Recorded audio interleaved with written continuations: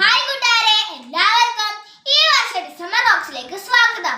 നമ്മൾ നോയമ്പിന്റെ 3-ാം ദിവസത്തിലേക്ക് കടന്നിരിക്കുകയാണ്.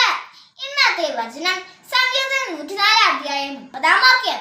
അങ്ങ് ജീവശ്വാസം വായിക്കുമ്പോൾ അവ സൃഷ്ടിക്കപ്പെടുന്നു, അങ്ങ് ഭൂമുഖം നവീകരിക്കുന്നു.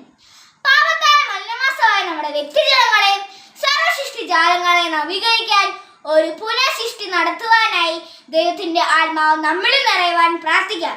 പരിശുദ്ധ കന്യകയിൽ നിറഞ്ഞ ദൈവാത്മാവ് ഈ നോയമ്പിന്റെ ദിവസങ്ങളിൽ നമ്മളിൽ നിറയാൻ നമുക്കും പ്രാർത്ഥിക്കാം. കൂട്ടുകാരെ, ഇന്നത്തെ സുഹൃദേവം പരിശുദ്ധിയെ സ്നേഹിക്കുന്ന ഉണ്ണീശോയെ എന്റെ ഹൃദയം പരിശുദ്ധമാക്കണമേ.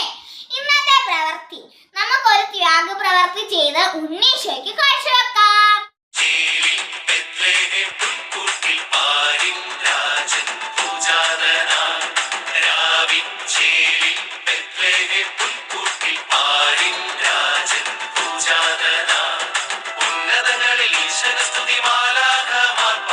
ചുവടുവച്ചതി മോദമൊടന്നാട്ടിടയന്മാരാടി ഉന്നതങ്ങളിൽ ഈശ്വര സ്തുതി മാലാഖമാർ പാടി ചുവടുവച്ചതി